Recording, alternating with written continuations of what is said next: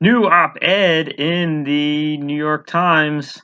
Let's check it out. Stop Mocking Vegans by Farhad Manjoo. They're right about ethics and the environment.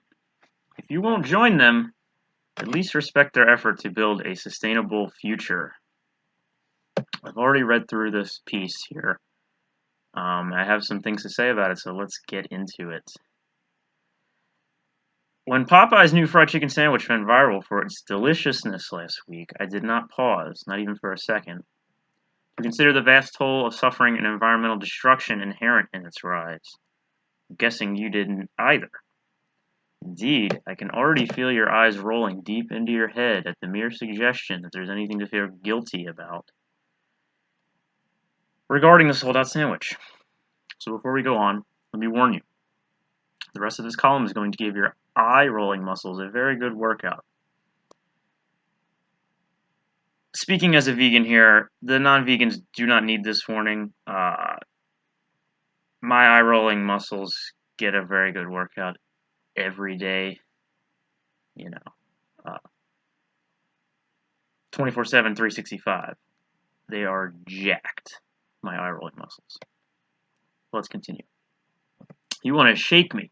Shut up, Killjoy. Haven't I heard how unspeakably delicious the sandwich is? As the New Yorker proclaimed, the Popeye's chicken sandwich is here to save America. Okay. So why spoil this one last true thing by mentioning the squalid, overcrowded, constantly lit 40-day lifespan of a typical factory-farmed fast food chicken? Or, for that matter, the irony of the sandwich going viral at the same time as heartbreaking pictures of the Amazon rainforest on fire. Many of us, myself included, engage in painless, performative environmentalism. We give up plastic straws, tweet passionately that someone should do something with the Amazon. Yet few of us make space in our worldview to acknowledge the carcass in the room. The irrefutable evidence that our addiction to meat is killing the planet right before our eyes. Somebody had to say it. After all, it takes only a few minutes of investigation to learn that there is one overwhelming reason the Amazon is burning: to clear ground for cattle ranching and for the cultivation of soy, the vast majority of which goes not into tofu, but into animal feed, including for fast food chicken. As I say, I did not consider any of this because I don't regularly come into contact with a lot of preachy vegans. Indeed, preachy vegans are something of a myth. They're an old joke.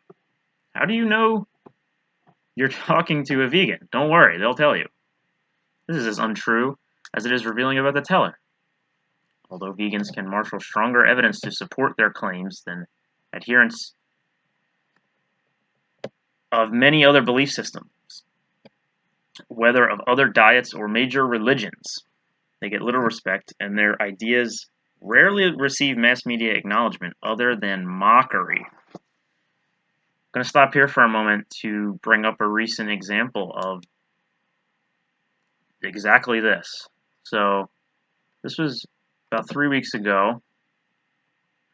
You have Trevor Noah of The Daily Show. He's got a big following, you can see, over 5 million subscribers, so he's reaching a lot of people here. Let's see, this graphic on screen says eat less meat to save the earth, urges UN. But what's Trevor going to say about this? Is he going to rally the troops and say, hey, everybody, all my 5.3 million YouTube subscribers and everybody that watches me on The Daily Show, let's make an effort. Let's do this together. We can do this. Let's find out. So, either the world ends or we all become vegan.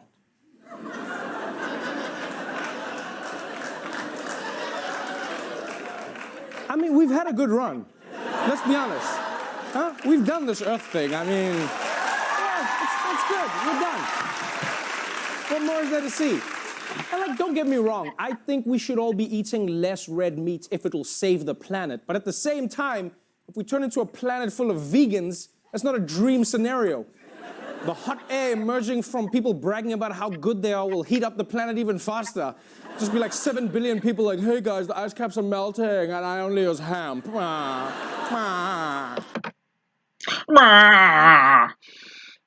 Don't get me wrong. Vegans are totally right about all of it. But I don't like them. So let's just go extinct. Let's just I don't want to I don't want to live in a world where everybody tells me about, all the horrible choices that I make and, make me feel bad about myself. This is indefensible. You have the evidence right in front of you. And what do you do with it? You just decide to get a few cheap laughs. Totally disgusting. There's really not much else to say. I mean, I think we'll just leave it at that because he speaks for himself here, and I'm very disappointed to see this.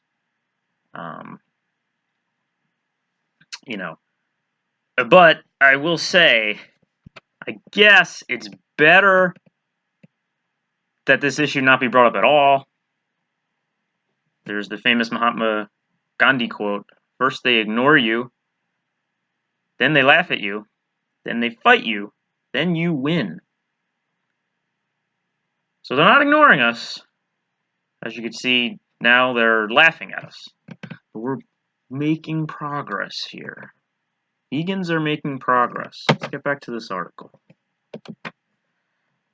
I am not a vegan, says the author. I am failingly a vegetarian/pescatarian. I make an effort to avoid meat, but for reasons of convenience and shameless hedonism, still end up eating it several times a month, especially fish. My purpose here is not to change how you eat, dress, or think about the ethics of consuming something like a Popeye sandwich. Well, that's my point. He says, instead, as a fellow omnivore and a person concerned about the planet's future, I want to ask you to do something much more simple, to alter how you think about vegans. I do have a problem with this here. So, he says he's concerned about the planet's future, but he doesn't want to actually tell anybody to do anything about it. He just wants us to be nicer to the people who are doing something about it. No, man.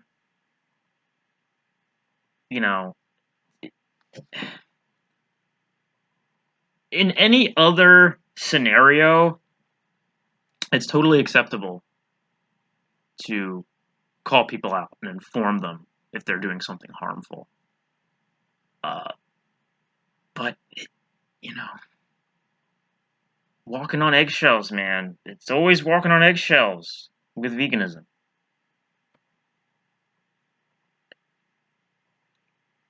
Eggshells, obviously, that the vegans had no part in producing. But yeah, I mean, it's contradictory. It's contradictory. He says he's concerned about the planet's future, but he doesn't want people to take action. He just wants them to be not so mean to other people who are taking action already. Let's move on. I want to urge you to give vegans a chance, to love and to celebrate them instead of ridiculing them. We need more vegan voices. Because on the big issues, the criminal cruelty of industrial farming, the sentience and the emotional depth of food animals, the environmental toll of meat, and the unsustainability of its global rise. Vegans are irrefutably on the right side of history. They are the vanguard. Climate scholars say that if we are ever to survive a warming planet, people will have to consume far fewer animals than we do now. We will all have to become a little more vegan. There's no more vegan, less vegan. You're either vegan or you're not vegan. And if we are to succeed in that, we will have to start by saluting vegans, not mocking them. I agree. You have to start there.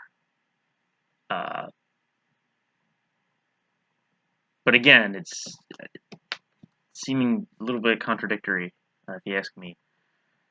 We are nowhere close to that now. In the media, pop culture, even in progressive, enlightened, polite society, it is still widely acceptable to make fun of vegans.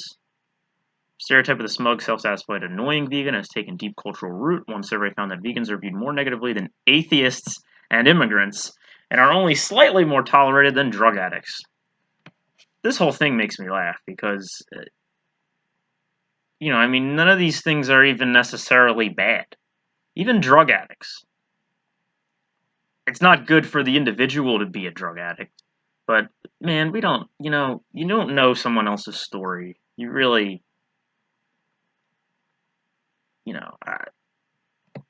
I'm not a drug addict. I'm not an immigrant either. I am an atheist, so I guess I'm screwed there. That damn vegan atheist, man. I must be viewed really negatively. It's a good thing I'm not an immigrant or a drug addict. Immigrants, I mean, what? Crazy. It's like this thing that's not bad is viewed worse than these other things that aren't bad necessarily either. Like, come on. What are we doing? It's true that the America's food industry has recently begun investigating heavily in animal-free milks and meats. Supermarkets are brimming with bounties of meat alternatives. Burger King is selling an Impossible Whopper. KFC just announced fake fried chicken wings and nuggets. I don't like the use of the word fake there. Don't like that. Alternative, substitute, not fake. Does a disservice. This is all great news for the planet. Yet no one thanks vegans for creating a market for those alternatives. Not even the meat alternative startups themselves, which call themselves plant-based and strictly avoid the V word. Perhaps because food industry surveys find that vegan is the least appealing label that can be applied to food, worse than diet and sugar-free. I mean, imagine you go to your supermarket and they put up a sign that says vegan above like the apple stand, and suddenly everybody just stops buying apples because it's like, vegan. That word is so unappealing. Can't buy apples anymore. Damn vegans. There are many things that have gotten better in the 5 years that I've been vegan, like the availability of options or the quality of vegan cheese, but the attitude that omnivores have about vegans doesn't feel like it's changed that much, if at all. Summer Ann Burton, the editor of a new vegan-focused magazine called Tenderly, told me. Even people who are really radical and progressive in lots of other areas of their lives still seem really suspicious, frustrated, and annoyed by the idea of someone being vegan.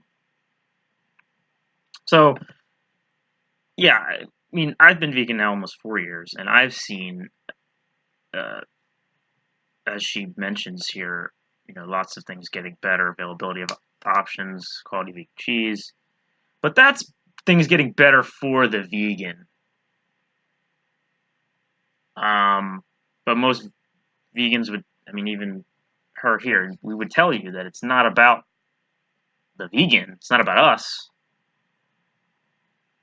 We don't do this because it's, fashionable, clearly. It's a political statement of sorts. It's part of our moral code. And, just because things are getting better for us, that's just companies trying to make a buck.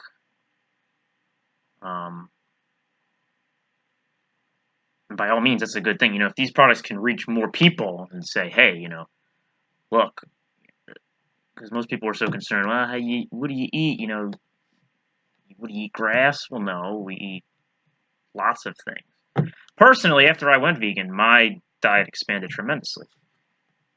So if people can see that there's stuff that's vegan that tastes great, then that's great, and that's only going to help the movement. But at the end of the day, it's not about um, you know vegans being happy with the choices that they have, um, even though that is great.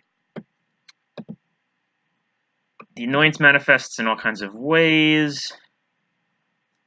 Ms. Burton will post an inoffensive vegan recipe, and someone will inevitably reply, "That would be better with bacon." Ah, yes, bacon. Vegans are constantly tarred with the suggestion that they're unfun. They're asked whether oral sex is vegan. It's just so stupid. The whole point, the whole reason why we say, no animal products is because we're taking those products without the animal's consent. I mean, if you're having consensual oral sex, yeah, that doesn't count. Obviously. Accused of ruining weddings and birthday dinners with their outlandish preferences. Being vegan or talking about your reasons for being vegan is taken to mean you're judgmental and smug. You must be fun at parties. It's probably the thing that I hear most often, Ms. Burton said. Tragedy here is that the mockery intimidates vegans. Rather than being out and proud about their beliefs, vegans find themselves biting their tongues. A lot of us overcorrect, Ms. Burton said. You make a sacrifice because of your beliefs. When people ask you about it, you're afraid to sound judgmental or smug, so you brush it off. There are many theories for why vegans have it so rough. But the one I lean on is guilt and cognitive dissonance. Many omnivores understand the toll that meat wreaks on the planet. We can't help but feel the tension between loving animals in the abstract while eating them with abandon on the plate. All this creates feelings of defensiveness. Sounds a lot like Trevor Noah. So when a vegan comes along, their very presence seems like an affront. To an omnivore, every vegan looks like a preachy vegan. Well, that's the point! As a culture, we are far too comfortable with consuming animals.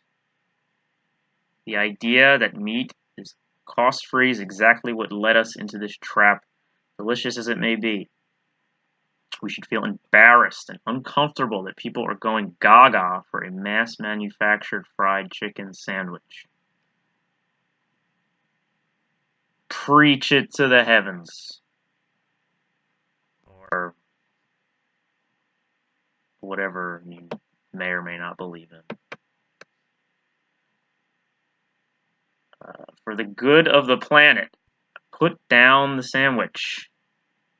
But if you won't do that, at least refrain from putting down the people who are trying to light a path to a livable future. But seriously, do put down the sandwich.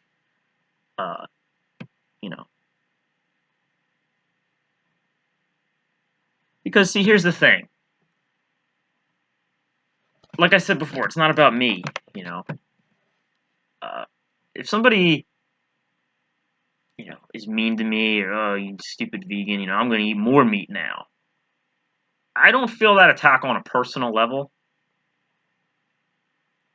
I feel that attack as, I'm doing something with my life to try to better a situation. And this other person is in direct conflict with that. So if you really want to, respect vegans, you just have to join us. We need more. We need more vegans. Vegans are right. Vegans were always right. The least you can do is shower them with respect and our gratitude because they deserve it.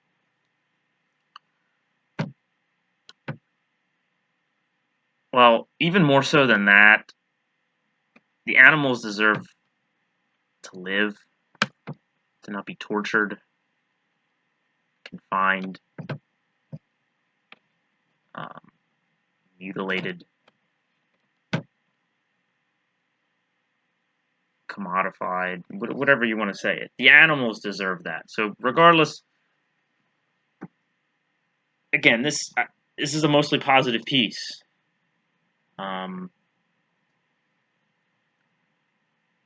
But at the end of the day, we need more people to go vegan. We really do. They talk about, environmental destruction, and again, everybody's so concerned, but nobody wants to do anything about it. Well, there's no time like the present, man. The time to go vegan is now.